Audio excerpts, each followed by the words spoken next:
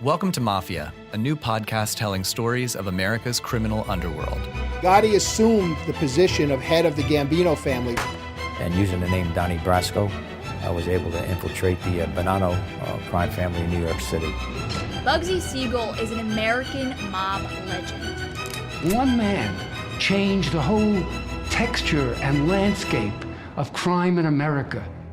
Listen to Mafia every Wednesday on Apple Podcasts or wherever you get your favorite shows. I'm not really a podcaster. I'm a songwriter. And every day, I get to hear stories transform into songs. Now you can too.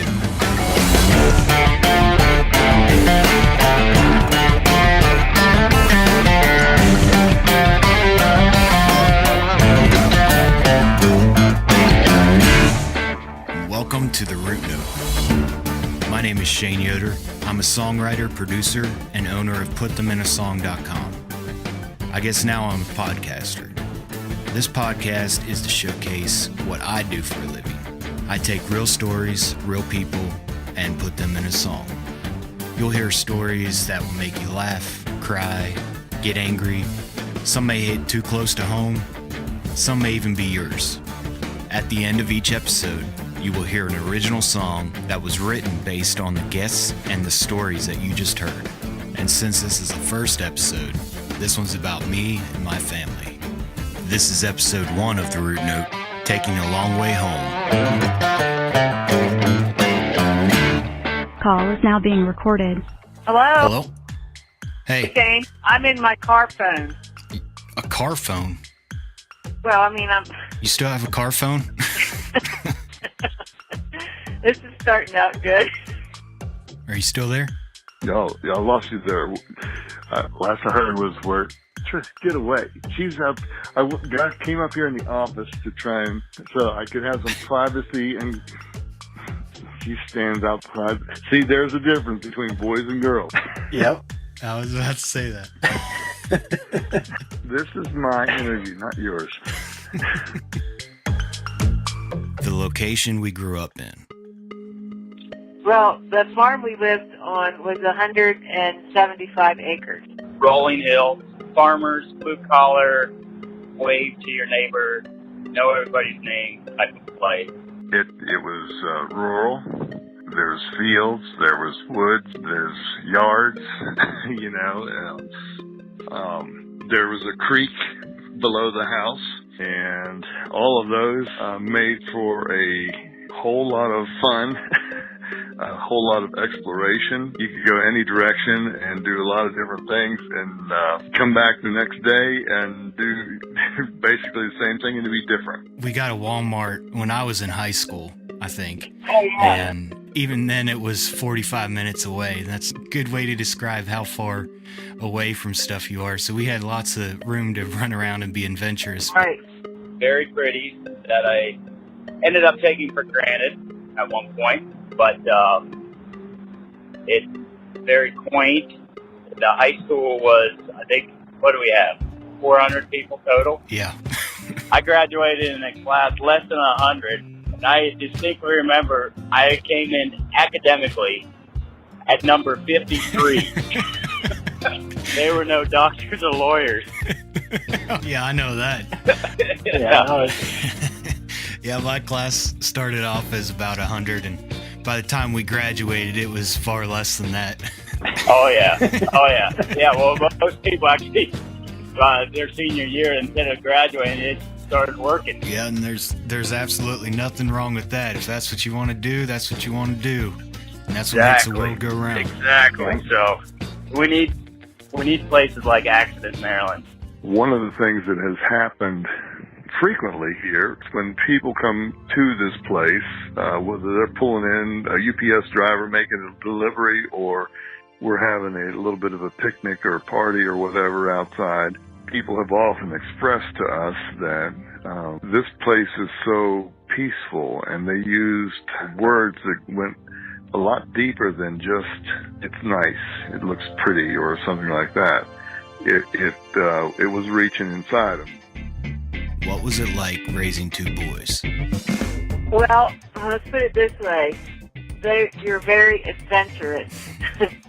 And it's like you always seem to, you seem fearless. I think that's another thing. You didn't seem to be afraid of anything, either one of you. You would try things, you would explore, you were curious.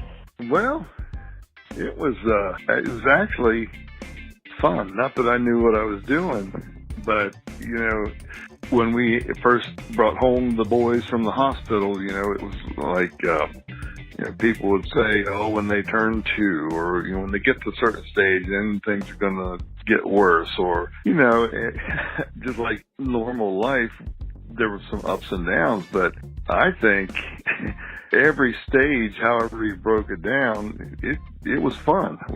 I enjoyed it.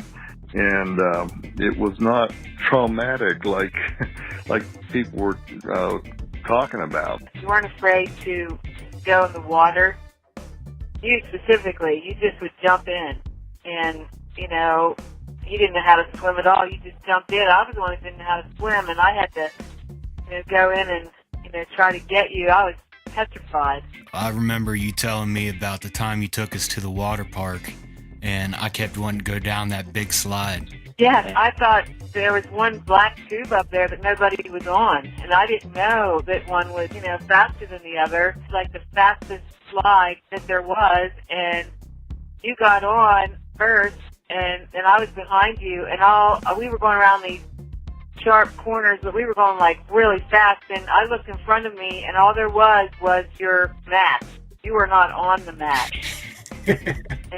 That freaked me out, and I was like, I want to slow down, but I didn't. I was too afraid to slow down because I didn't know where you were. I couldn't see you, and the next thing I knew, we were down at the end, and you were like, it had shot you clear out into the pool, and I saw your little head coming up, and all you did was like, brush your eyes and go over to the edge, and we went down it 3 times before I realized that it was the fastest one. They called it the demon or something like, I don't know, demon or devil, whatever it was. Having grown up with 2 brothers, I didn't see you really getting outside the lines that far. Because I knew kind of growing up what those lines are, and there was times that as time went on and came time for you guys to move into your through your teenage years and get ready to make your own decisions. I wondered, did we equip you for that? I was more concerned about did I do my part right, or am I doing my part right? There was a pond that you guys would run around with your bike, and I always told you not to go there, or if you did, you let me know when you went. And I don't know, I looked out the window and I couldn't see you guys anywhere. I called, you didn't answer. I looked out, there was no dogs anywhere, and I had heard about some guy, some was picking up, some freak or whatever that was dangerous, and so he was in the news, and of course I worried like crazy, and all the 5 alarms went off in my head that day, and I didn't have a car because it was in the garage. All I had was a bike, so I didn't even put on I had my nightgown on. It was a flannel long nightgown. But I was like, well, I'm just going to get on my bike and go back to the pond because, what if they're drowning or something? So I went flying back through the field and went around the pond, and you guys weren't there, and so I didn't know where you were. So I thought, well, I'm just going to go down the road somewhere. Hopefully I'll find them. It probably took a mile to try to find you. And I looked up out of the corner of my eye, and I saw these red jackets up in the field, and I was like, so I stopped real quick. And Well, our point of view was Mom flying around the corner on a bike, and it looked like you had a cape on because your bathrobe was flying in the air, and we yelled out, "Mom, what are you doing?" And it was just a loud screech of brakes, and yelling began. Then it was like a full-fledged yell because I was so afraid. And finally I found you. Then I got to be mad because you guys were not. I think if I remember right, I had I make you guys go in front of me Yeah. all the way home. You remember when our dog Sherlock brought back that baby deer? Yep, drug it in, raised the deer on our sun porch underneath of a card table. Yeah. Remember that? That deer, it ran around with the dog like they were best friends, slept in the doghouse, ate Dog food. It even came in and laid on the couch whenever the parents weren't there because the dogs weren't allowed in the house, but we always let them in. Yeah, let alone a deer. Yeah. Well, the deer had a hard time on the hardwood floors. I remember that. Yep, man, it was like reliving a real life Bambi. That was one night. We get you a new bike, and then you would take the wheels off and redo them all, and it looked like an old junker. Well, that's because we had this game. It was called Cops and Robbers. The game was we'd all take our bikes out on the road, and the guy designated as a cop had to knock all the other robbers off the bikes. And that's how you made an arrest. Sometimes we had sticks to throw in between the spokes, or hit them with the bike, or we'd run past them and kick them over off the bike or whatever. You know, that's how these bikes got torn apart. I did not know that game there. There's a lot of stuff Mom said she knew about, but she didn't really know about it. Yeah, and I'm sure there's lots more. We just knew it. Did you ever find out when I fell through the ice? No. One winter? You didn't? No. Corey and I were back there one winter playing on the ice, and I fell through and made it back.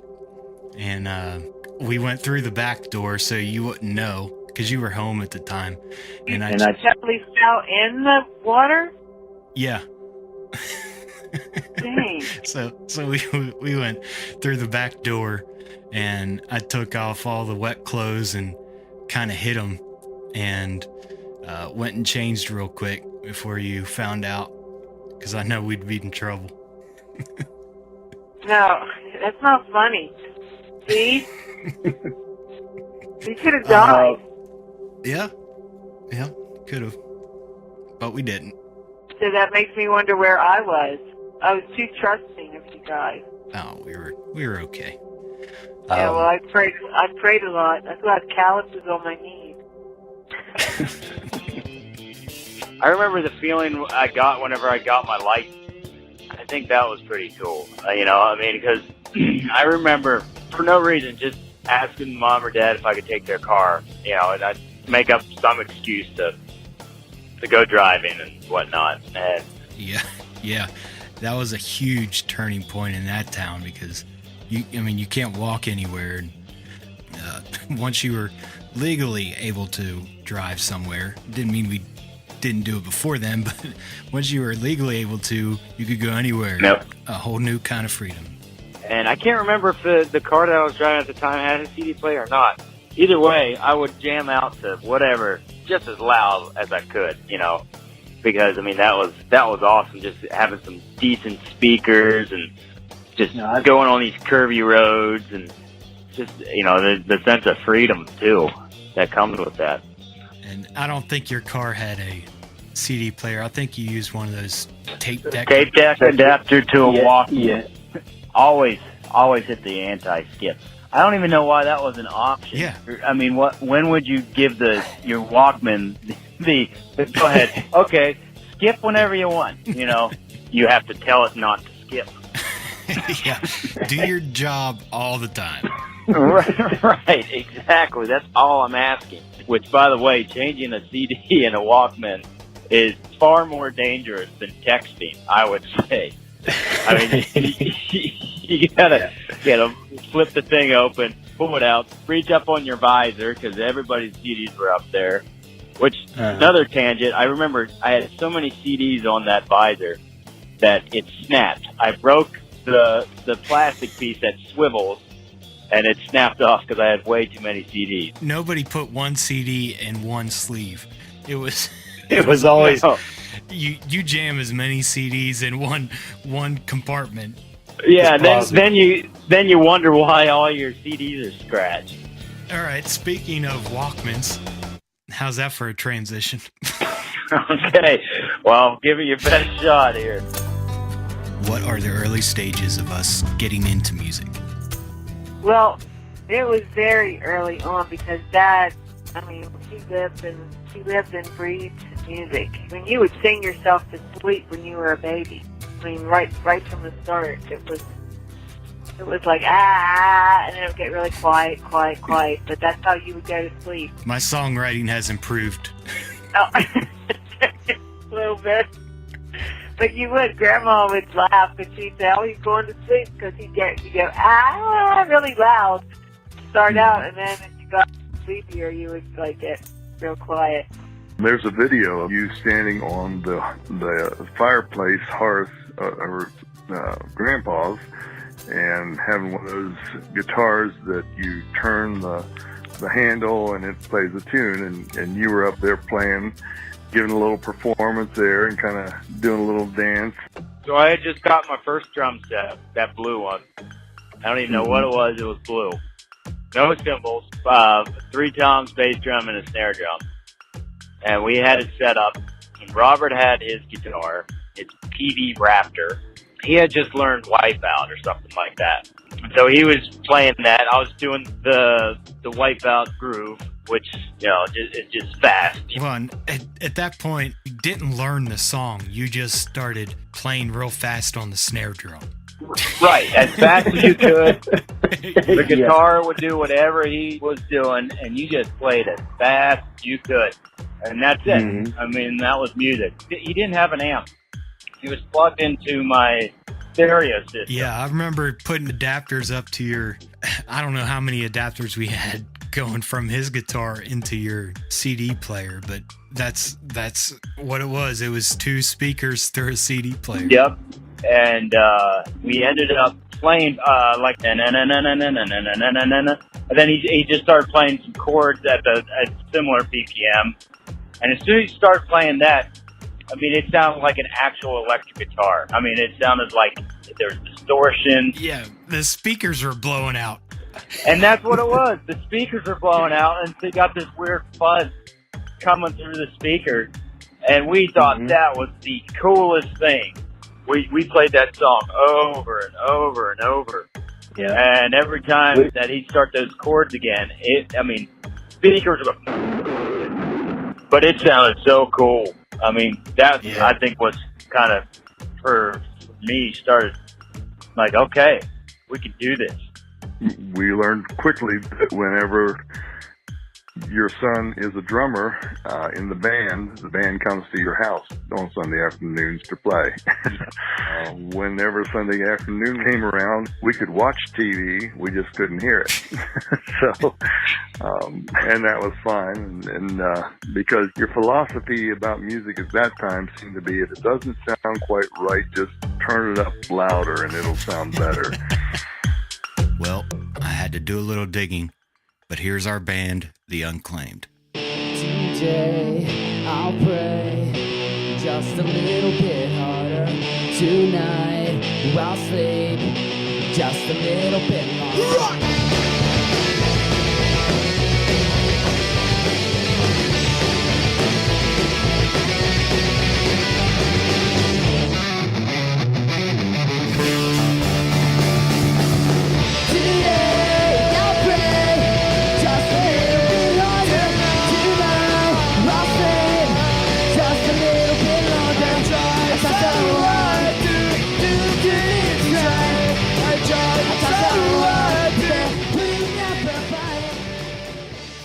A lot of people discouraged us from sending you guys in that direction because they were like, what are they going to do for a real job?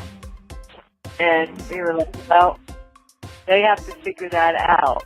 They do have gifts, and we always wanted to, encourage you in developing your gift, whatever that is. And that's kind of where, you ended up at Visible School. Well, I know of people that have never left the state, of Maryland. Granted, where accident was located, it was about 15 minutes from Pennsylvania and about 10 minutes from West Virginia. Right. You really got to try super hard to stay in there, like especially at the Hancock Point. It's 7 miles wide. If you if you throw as much sneeze, you're off the road and into West Virginia. Describe what it was like leaving home. Well, the reason I left was to go to school in Memphis. Let me stop you there before it gets too deep into that. This is a direct quote from Mom. That was really, really hard for us to do, to leave you down and, at 18 years old in a state that was 12 hours away. And, it was easier to leave Corey there because, we were there. But that might not have been a good